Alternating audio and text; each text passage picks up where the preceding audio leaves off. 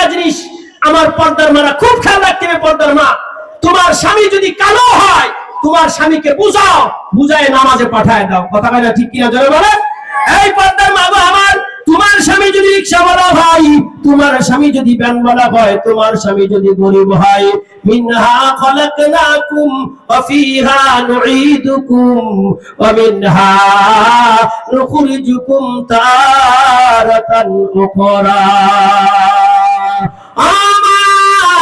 তোমার স্বামী যদি রিকশাওয়ালা হয়, তোমার স্বামী যদি ভ্যানওয়ালা হয়, তোমার স্বামী যদি গরিব হয়, তোমার স্বামী যদি কালো হয়, তোমার স্বামী যদি ল্যাংড়াও হয়, খবরদার স্বামীর সাথে তর্ক বিতর্ক করবে না, স্বামীর মুখে মুখ দিবে না, পর্দার মা গো স্বামীর নাম ধরে ডাকিয়া বেইজ্জতি করবে না।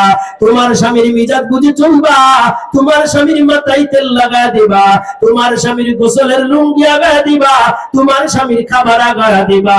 পর্দার মা গো, তোমার স্বামী যখন বাজার থেকে বাড়ি আসবে, পর্দার মা সুন্দর করিয়া স্বামীর সামনে যাইবা।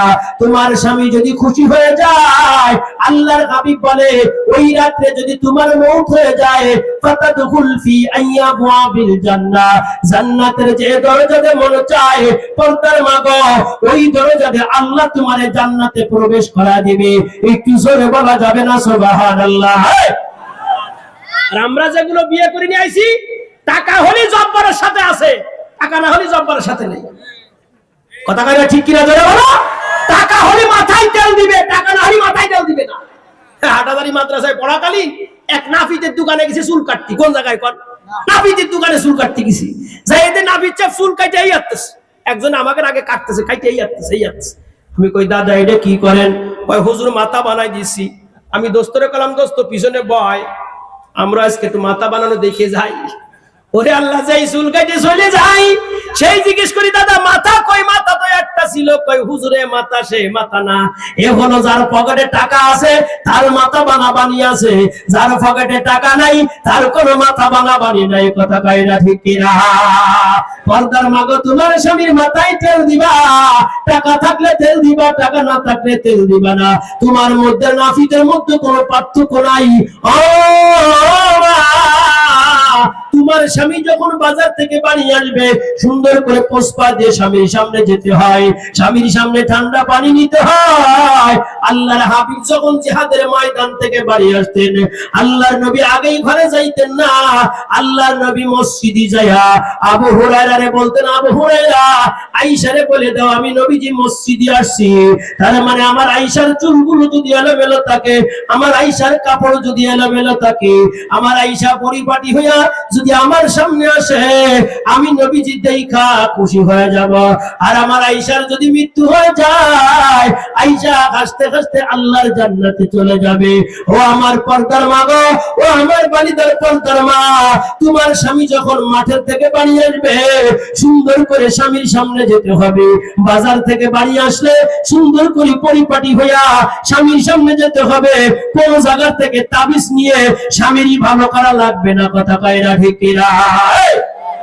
এক মহিলা আশরাফ আলী থানবীর কাছে এসে বলে, হুজুর একটা তাবিজ দেন নি।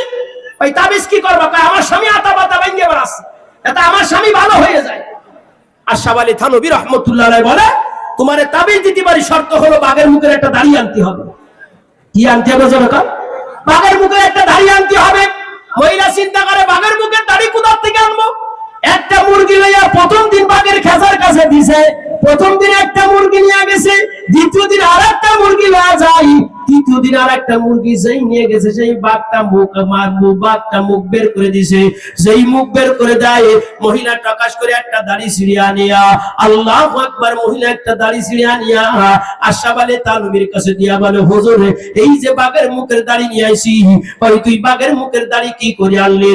কই হুজুর বাঘের মুখের দাড়ি আনতে আমার 3টে মুরগি খরচ হয়।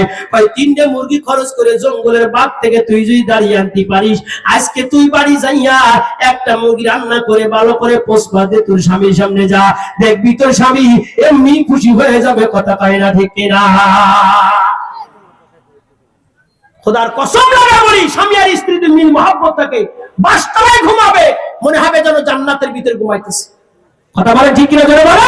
আর স্বামী আর স্ত্রী মিল মহব্বত না থাকলে 10 তলায় ঘুমাবে মনে হবে যেন জাহান্নামের ভিতরে ঘুমাইতেছে। স্বামী আর স্ত্রী মিল মহব্বত থাকতে হবে।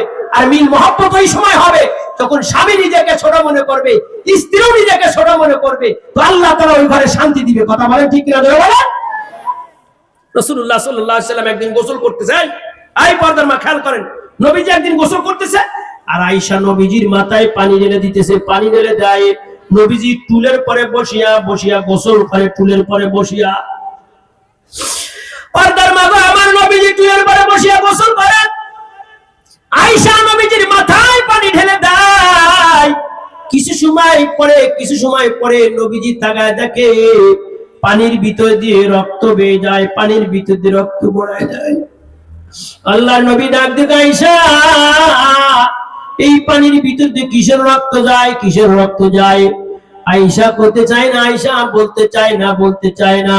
আল্লাহ নবী বলেন, আরে না আয়েশা, তুমি একটু বলো না, তুমি একটু বলো এটা কিসের পানি দেখা যায়, রক্ত কোথা থেকে আইলো?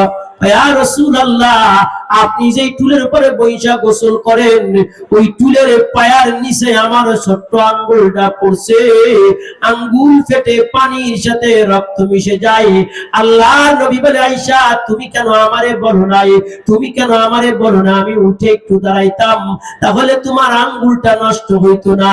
আয়েশা ডাক দেখে, ইয়া রাসূলুল্লাহ, আপনি তো আমার স্বামী, আপনার কষ্ট হবে, এটা আমি আয়েশা কখনো মেনে নিতে পারি না। একটু জোরে বলা যাবে না সুবহানাল্লাহ? দোস্ত, 1 নম্বর আল্লাহর ভয় করতে হবে, 2 নম্বর স্বামী স্ত্রী মিল মহব্বত থাকতে হবে, 3 নম্বরে 5 ওয়াক্ত নামাজ পড়তে হবে।